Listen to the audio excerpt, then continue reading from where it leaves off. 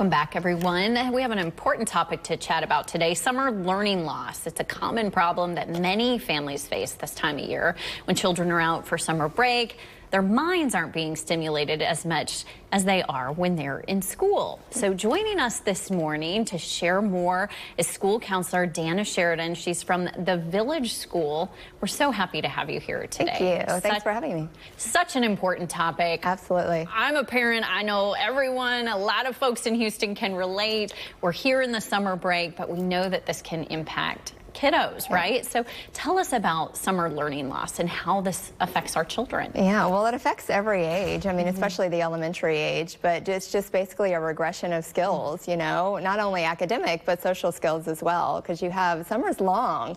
We have over 10 weeks now, so some kids have even longer. So if you don't have anything that stimulates your brain, that's a really, really long break when you're used to having such a strong rigor during the school year. They're searching for, you know, that structure there. Even my 4-year-old, I see that. What are some of the subjects that you would say are the most impacted or affected by summer learning loss? Well, reading, obviously, you know, you might see a deficit in some of that comprehension, but then math as well, not doing a lot of the facts and, you know, the drills and things like that, keeping up with that, but all subjects, science, social studies, you name it. And then, like I said earlier, social skills too. That's a big one. Yeah. They're not getting that interaction from a teacher, right, or their friends. Yeah. Yeah. Okay. Well, so as a parent, what are some of the symptoms or the signs, maybe, if you're at home, that you think, okay, my child may be regressing here? Just kind of the lack of engagement, you know, not wanting to do anything, apathy, regression in some of those skills that you knew maybe when you talked with their teacher at the end of the year that they had at their last report card conference, that you've noticed in reading comprehension over the summer, reading fluency, where you're like, oh, I'm reading with them and they're not quite where their teacher said they left off. Same with math, not picking up on some of those facts that they knew before. Math takes a lot of practice and repetition, so you got to keep that up throughout the summer too. Well, we've still got several weeks left of summer. We've still got some time here. So what can parents, what can caregivers do to try to help their children, you know, not fall behind? Well, I think it's all about creativity. I think for parents, a big one is realizing that you're not going to be school. You can't strive to be that. You don't have the structure for it. But learning doesn't have to be workbooks and sitting down at a table. You know, there's so many different things that you can do that stimulate the mind. You just have to be creative to do it. So thinking outside the box, you know, if your child says, I'm bored, really throwing that back out to them, challenging them to come up with something. Okay, well, go through the recycle and see what you can do with a box, you know, come up with something. At the Village School, we're really, really big on inquiry-based learning. So we pose big questions, and the kids really have to use their brains and creativity and take it to where they want to. So really doing that at home and fostering some of those things. I don't know, I mean, you're a lot younger than I am, but Libs, I don't know if you know that, but that's such a good one, you know?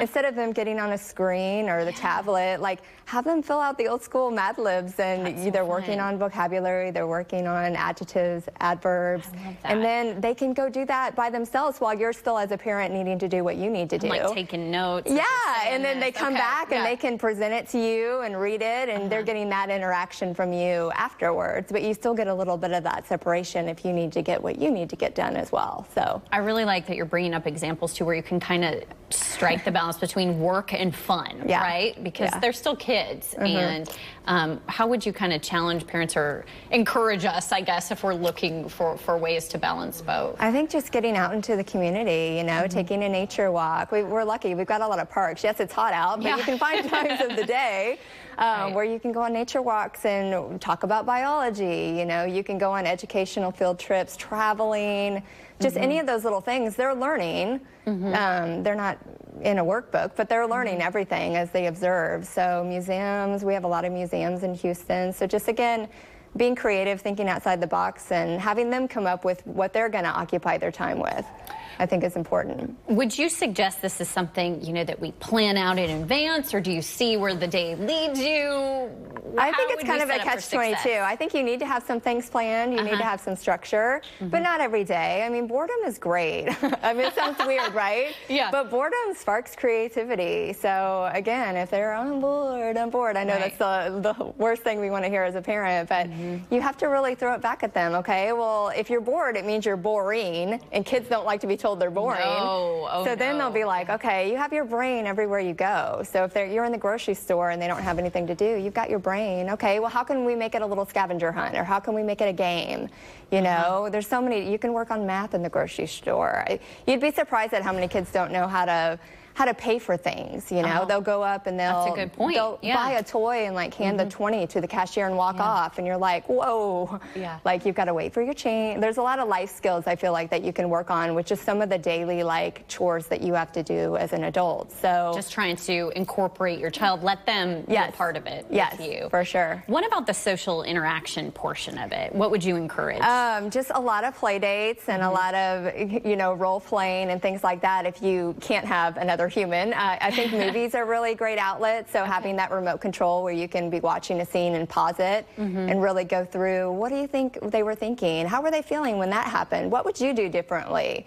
So really scripting a part of that as well, but getting them out. If they don't have a friend to go to the park with, you take them. We offer a lot of summer camps at the Village School. I know next you have Houston doing some great summer programming. So there's a lot of things free of charge that are out there for your kids to socially interact, for sure. We are so lucky that we have so much available to us in the Houston area. But yeah, it's a big challenge and a good thing to be mindful of for parents and guardians. For us, we are an international school as well, so we have the cultural aspect where we have kids that come from all over the world. And during the summer, they'll go back home to their home country. So that's hard too, because then they're coming back in August and they're having to get used to being in the USA or Houston and transition. So you're picking that back up of this is the way that we do it here, which is very different. So you're picking up on cultural, social skills, academics. So there's a slide in a lot of different areas, but Well, Dana, you provided some really great tips. I'm taking notes over here that I'm going to try at home as well. Yeah, you're a preschooler. Yeah, I'm going to do it. So thank you so much for coming in. Dana Sheridan with the Village School. We appreciate it. Thanks for having me. I appreciate it.